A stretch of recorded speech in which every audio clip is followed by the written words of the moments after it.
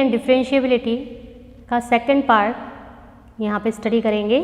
और कंटिन्यूटी हम लोग फर्स्ट पार्ट में पढ़ चुके हैं और अवकलनीयता या डिफरेंशिएबिलिटी के बारे में आज हम पढ़ेंगे।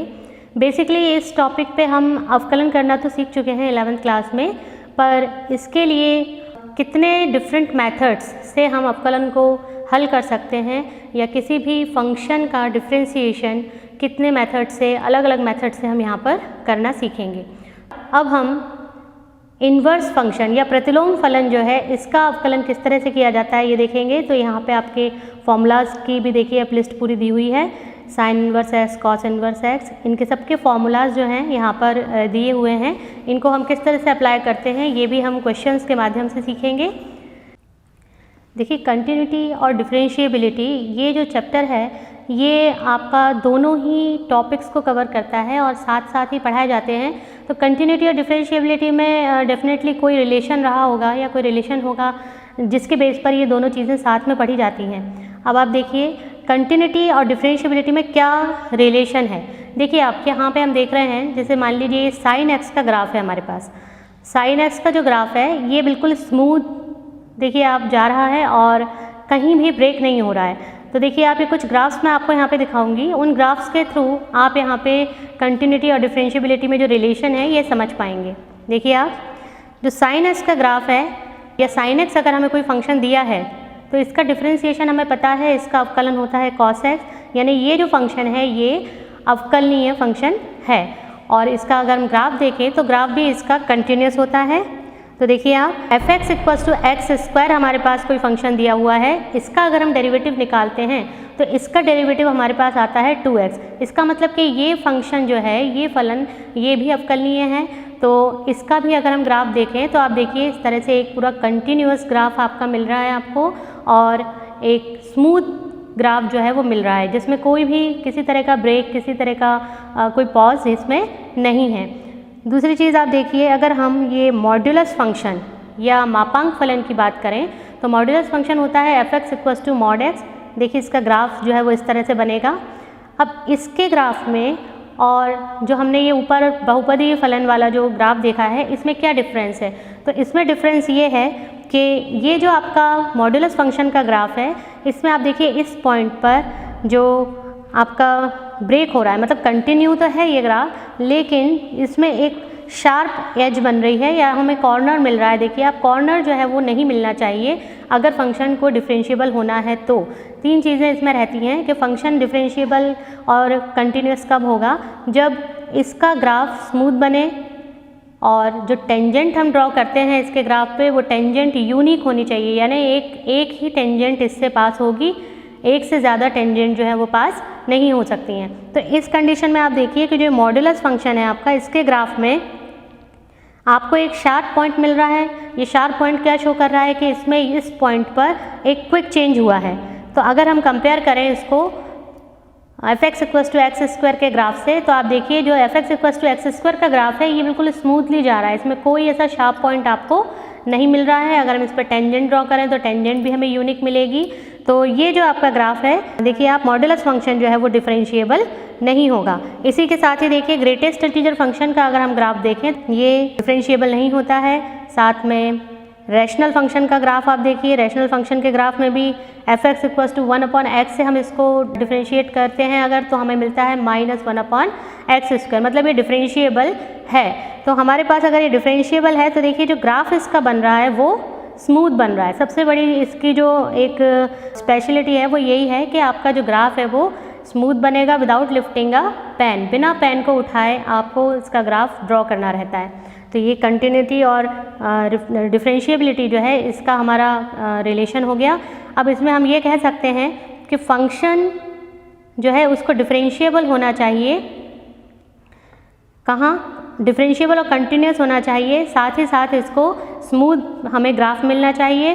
दूसरा every continuous function is not differentiable, मतलब हर सतत फलन जो है वो अवकलनीय हो ये ज़रूरी नहीं है, लेकिन हर अवकलनीय फलन जो है एफ एक्स इज़ डिफरेंशिएबल, तो हमेशा ये आपको कंटिन्यूस मिलेगा।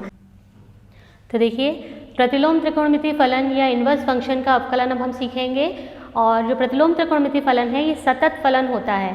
तो तो इसका प्रूफ करने के लिए या इसको प्रमाणित करने की ज़रूरत नहीं है। यहाँ पे इससे रिलेटेड क्वेश्चंस आते हैं, वो हम सॉल्व करेंगे। dy बाई डी एक्स ज्ञात कीजिए, y equals to sine inverse 2x upon 1 plus x square.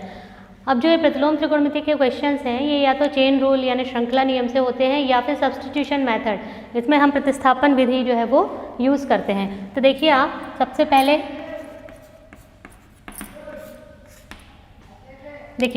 सबसे पहले हम यहाँ पे जो फंक्शन हमें दिया है वो लिख लेते हैं।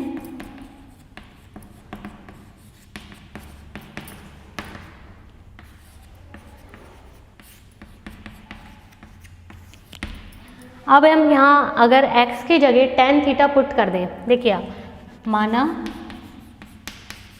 x equals to tan theta, तो यहाँ से अगर हम थीटा की वैल्यू निकालें तो देखिए tan को हम इधर शिफ्ट करेंगे, ये आ जाएगा आपका tan इनवर्स x, क्योंकि फाइनली हमें आंसर जो चाहिए आपका वो dy बाई डी एक्स यानी x के रिस्पेक्ट में ही चाहिए। तो हम यहाँ पे tan इनवर्स x की फॉर्म में ही लास्ट में इसको पुट करते हैं। तो देखिए आप यहाँ पे वैल्यू रख दीजिए, ये हो जाएगा y equals to sine inverse 2 tan theta divided by 1 plus tan square theta. ये देखिए ये जो फॉर्मूला हमारे पास बना है 2 tan theta upon 1 plus tan square theta, ये किसका फॉर्मूला है? ये साइन 2 थीटा का फॉर्मूला है। तो ये देखिए आप हमारे पास यहाँ पे आ जाएगा साइन इनवर्स साइन 2 थीटा। हमेशा सब्स्टिट्यूशन करने से पहले आप ये देख लीजिए कि जो हमारे पास बाहर फंक्शन दिया है, मतलब साइन इनवर्स साइन का फंक्शन है, तो अंदर भी हमारे पास साइन का ही फंक्शन बन जाए, जिससे ये साइन इनवर्स और ये साइन जो है ये वैनिश हो जाएंगे और 2 थीटा जो है वो आपके पास बचेगा। तो ये देखिए आप, ये हमारे पास यहाँ पे सिर्फ 2 थीटा बचेगा, तो y इक्वल्स टू 2 थीटा। अब हमें dy बाई डी एक्स चाहिए, तो इस थीटा के प्लेस पर हम यहाँ से tan इनवर्स x पुट करेंगे, तो ये हो जाएगा आपके पास 2 tan इनवर्स x, ये आ जाएगा dy by D x. tan inverse x का जो डिफ्रेंसिएशन है वो कितना होता है? 2 into 1 upon 1 plus x square. ये देखिए dy by D x of tan inverse x is 1 upon 1 plus x square. ये फॉर्मूलाज की जो लिस्ट है उसमें भी आपको मिल जाएगा ये फॉर्मूला। तो ये हमारे पास देखिए इसका आंसर आ गया dy by D x is equals to 2 upon 1 plus x square, ये आपका आंसर आ गया। अब लॉगरिथमिक फंक्शन के क्वेश्चंस हम लोग करेंगे। तो देखिए बच्चों, अब हम लघुगणकीय फलन का अवकलन किस तरह से किया जाता है वो देखेंगे। उससे पहले आप थोड़ा सा इसका कॉन्सेप्ट समझ लीजिए। जैसे मान लीजिए हमारे पास यहाँ पे x टू द पावर 4, इसका हमें डिफ्रेंसिएशन करना है। इसका डिफ्रेंसिएशन कितना आएगा हमारे पास? 4x cube, x to the power n वाला फॉर्मूला लगा दिया हमने यहाँ पे। फिर अगर हमें डी बाई डी एक्स करना है 4 टू द पावर x का, तो इसका डिफ्रेंसिएशन भी हमें पता है, a to the power x वाला फॉर्मूला लगेगा। a to the power x का फॉर्मूला क्या हो जाएगा? 4 to the power x log e 4। ये दोनों कंडीशंस के अवकलन जो है हम लोगों ने सॉल्व किए हैं। थर्ड सिचुएशन में हमारे पास suppose x to the power sine x to the power sine x जैसी टर्म हमारे पास है, तो x to the power sine x का हम किस तरह से अवकलन करेंगे? देखिए यहाँ पे x टू द पावर 4 है, ये 4 जो है ये एक कांस्टेंट है, एक अचर है। 4 जो है यहाँ पे अचर है, इसीलिए हम यहाँ पे x to the power n वाला फॉर्मूला लगा सके। दूसरा यहाँ 4 टू द पावर x में आप देखिए तो ये भी हमारे पास एक फॉर्मूला है, पर यहाँ पे हमारे पास कंडीशन जो सिचुएशन है वो चेंज है। यहाँ पे x भी एक फंक्शन है और इसकी जो पावर हमें मिल रही है वो भी एक फंक्शन है, यानी यहाँ पे जो फंक्शन है हमारे पास इसकी घात या इसकी जो पावर है वो भी एक फंक्शन है। इस कंडीशन में हमारे पास कोई फॉर्मूला नहीं है, क्योंकि हमारे पास फंक्शन की पावर अगर फंक्शन दी है तो फॉर्मूला हमारे पास अवकलन का डायरेक्ट कोई फॉर्मूला नहीं है। तो इस तरह की जब हमारे पास सिचुएशन आती है तो इसमें हम लॉग लेके इसको सॉल्व करते हैं। तो अब हम इसको सॉल्व करके देखेंगे। ये क्वेश्चन हमारा दिया हुआ है, इसमें dy बाई डी एक्स ज्ञात कीजिए, जबकि हमारे पास देखिए x to the power sine x plus sine x to the power cos x। तो देखिए आप यहाँ पे x की पावर साइन x यानी x भी एक फंक्शन है, साइन x भी एक दूसरा फंक्शन है। यहाँ भी देखिए आप साइन x भी एक फंक्शन है और इसकी जो पावर है, जो घात है, वो भी एक अलग फंक्शन है cos x। तो हम इसको log लेके सॉल्व करेंगे। तो देखिए अब इसमें हम सबसे पहला काम तो ये करेंगे कि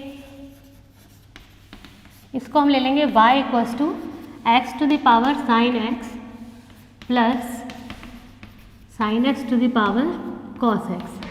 y इक्वल्स टू हमने सपोज कर लिया क्योंकि dy बाई डी एक्स हमें चाहिए। दूसरा अब हम क्या करेंगे कि इसको पार्ट वाइज सॉल्व करेंगे। इसको हम u सपोज कर लेंगे और इसको v। तो देखिए अगर हम इसको u ले लें, इसको v ले लें, तो हमारे पास आ जाएगा y equals to u plus v।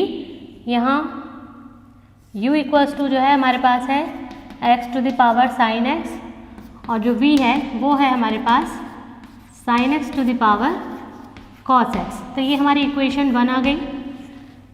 इसको अगर हम दोनों तरफ x के सापेक्ष अवकलन करते हैं तो हमारे पास यहाँ पे आ जाएगा dy by D x is equals to d u upon d x plus d v upon d x.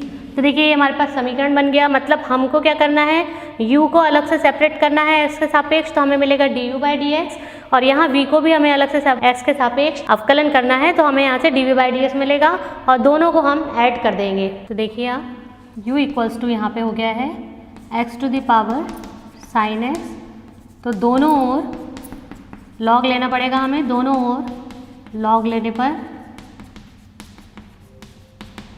देखिए log u equals to log of x to the power sine x। अब देखिए log के जो rules हम लोगों ने पढ़े हैं, log x m to the power n is equals to n log m होता है। तो उस रूल से हम ये साइन एक्स को log के पहले लिख सकते हैं। तो ये log के रूल्स जो है ये आपको देखिए स्क्रीन पे भी दिखाए जा रहे हैं। तो ये हो जाएगा आपके पास log u equals to sine x log x। यहाँ तक हम आ गए। अब दोनों तरफ हमें x के सापेक्ष अवकलन करना है। तो देखिए ये हो जाएगा 1 upon u d you by D x is equals to first function second function. Sine x जो है फर्स्ट फंक्शन हो जाएगा, log x सेकंड फंक्शन हो जाएगा। तो हम इसमें मल्टीप्लिकेशन जो प्रोडक्ट रूल है हमारा वो हम लगा देंगे। ये हो जाएगा देखिए sine x as it is रहा, log x की जगह आ जाएगा आपका 1 upon x plus log x as it is रहेगा और साइन x की जगह आ जाएगा आपका cos x। तो ये देखिए इतना आ गया हमारे पास। अब जो ये u है इसको भी हम क्रॉस मल्टीप्लाई करके यहाँ पे पहुँचा देंगे। तो ये आ जाएगा D you by D x is equals to u sine x upon x plus log x cos x। Last में हमें क्या करना है कि ये जो u है इस u की जगह हम u की वैल्यू यानी x to the power sine x जो है वो यहाँ पे पुट करेंगे। तो ये हो जाएगा D you by D X to the power sine x upon x plus log x cos x। ये देखिए ये हमारे पास D you by D x की वैल्यू आ गई है। अब हम v का मान निकालेंगे। तो देखिए v हमारे पास कितना है, sine x to the power cos x। यहाँ से दोनों ओर log लेंगे हम, तो ये हो जाएगा log v equals to log of sine x to the power cos x। अब यहाँ पे भी वही फॉर्मूला लगेगा log m to the power n का, तो ये आगे आ जाएगा cos। ये हो जाएगा हमारे पास log v equals to cos x log sine x। अब देखिए log v को हमारे अगर डिफ्रेंशिएट करते हैं तो हमारे पास आएगा 1 upon v d v by D x equals to cos x आपका फर्स्ट फंक्शन हो जाएगा, log sine x second function हो जाएगा। फिर से हम इसमें u डॉट v यानी प्रोडक्ट रूल लगा देंगे। तो ये हो जाएगा देखिए cos x as it is, log sine x को आप जब डिफ्रेंशिएट करेंगे तो ये हो जाएगा आपके पास 1 upon sine x into sine x का cos x। ये देखिए plus log sine x as it is रहेगा और cos x का डिफ्रेंशिएशन हो जाएगा minus sign x।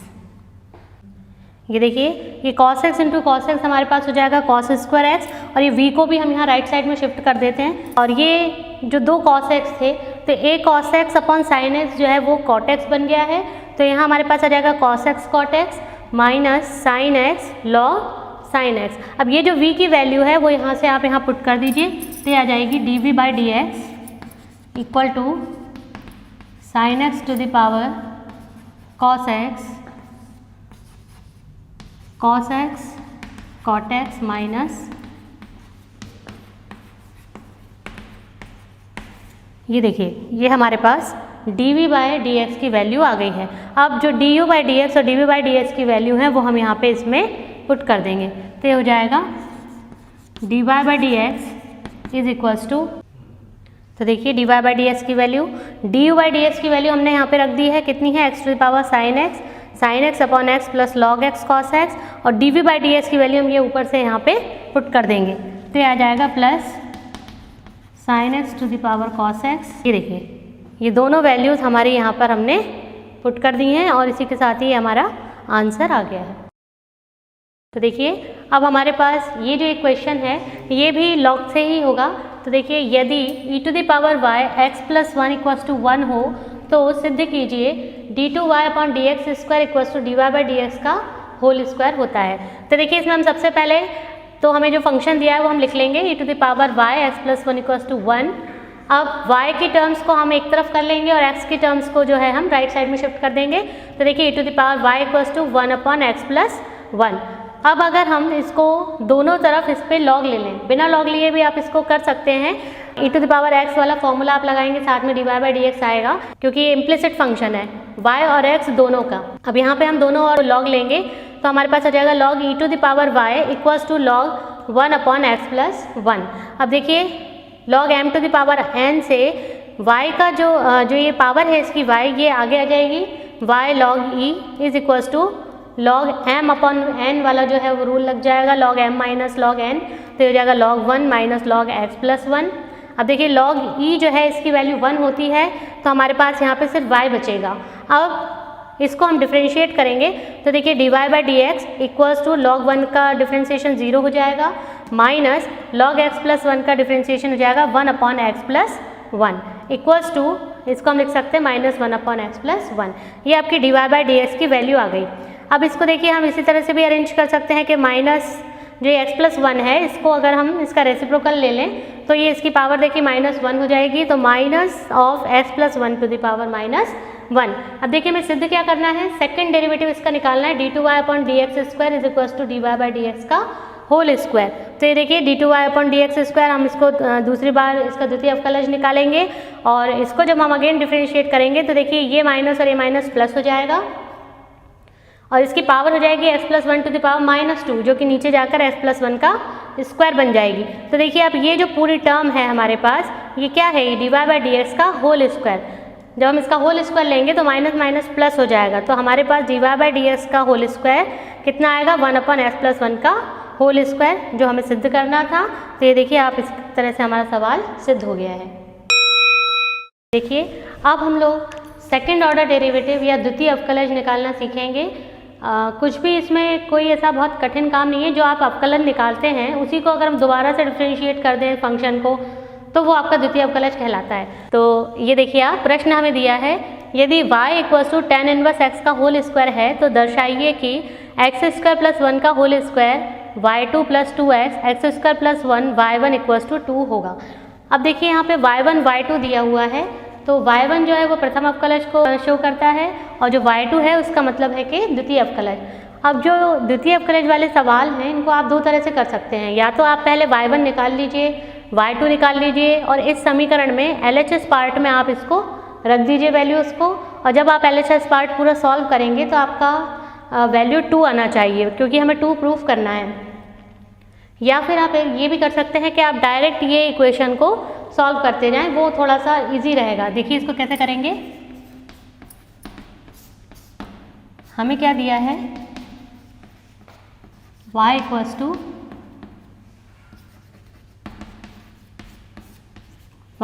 To tan inverse x का होल स्क्वायर। इसको हम डिफ्रेंशिएट करेंगे दोनों ओर अवकलन करने पर। देखिए क्योंकि हमें यहाँ y1 दिया है तो हम dy बाई डी एक्स नहीं लिखेंगे, यहाँ पे हम y1 लिखेंगे। y1 equals to 2 tan inverse x और dy dx हम tan इनवर्स x करेंगे, वो हमारे पास आ जाएगा 1/1 प्लस एक्स स्क्वायर। अब देखिए क्रॉस मल्टीप्लाई करके 1 प्लस एक्स स्क्वायर को आप यहाँ शिफ्ट कर दीजिए, तो ये हो जाएगा 1 plus x square y1 equals to 2 tan inverse x। अब हम इसका द्वितीय अवकलन निकालेंगे, दोबारा इसको हम डिफरेंशिएट करेंगे x के सापेक्ष। ये आपका फर्स्ट पार्ट हो गया, ये सेकंड पार्ट हो गया इसका, फर्स्ट फंक्शन सेकंड फंक्शन, तो मल्टीप्लिकेशन वाला रूल लग जाएगा। ये हो जाएगा दोनों ओर हम x के सापेक्ष अवकलन करेंगे, तो ये हो जाएगा देखिए 1 plus x square as it is रहा, y1 क्या बन गया y2 यानी second derivative plus y1 as it is रहेगा, और ये हमारे पास आ जाएगा 2x 1 प्लस एक्स स्क्वायर का डिफ्रेंसिएशन। यहाँ से देखिए आप, ये हमारे पास आ जाएगा 2/1 प्लस एक्स स्क्वायर। अगेन आप इस 1 प्लस एक्स स्क्वायर को दोबारा यहाँ पे क्रॉस मल्टीप्लाई कर दीजिए, तो ये हो जाएगा देखिए 1 प्लस एक्स स्क्वायर का whole square y2 plus 2x 1 plus x square y1 is equals to 2। देखिए यही हमें सिद्ध करना था, 1 plus x square y2 2x 1 plus x square y1 is equals to 2। तो इस तरह से ये हमारा सिद्ध हो गया सवाल। तो देखिए बच्चों, आज हम लोगों ने अवकलन करना सीखा। अलग अलग तरह के जो समीकरण हैं, जैसे लघुगणकीय फलन और एक्सपोनेंशियल फंक्शन का, ये सभी अवकलन हमने आज करने सीखे हैं, और ये आपके होमवर्क क्वेश्चंस हैं जिनको कि आप सॉल्व कीजिए। Thank you so much.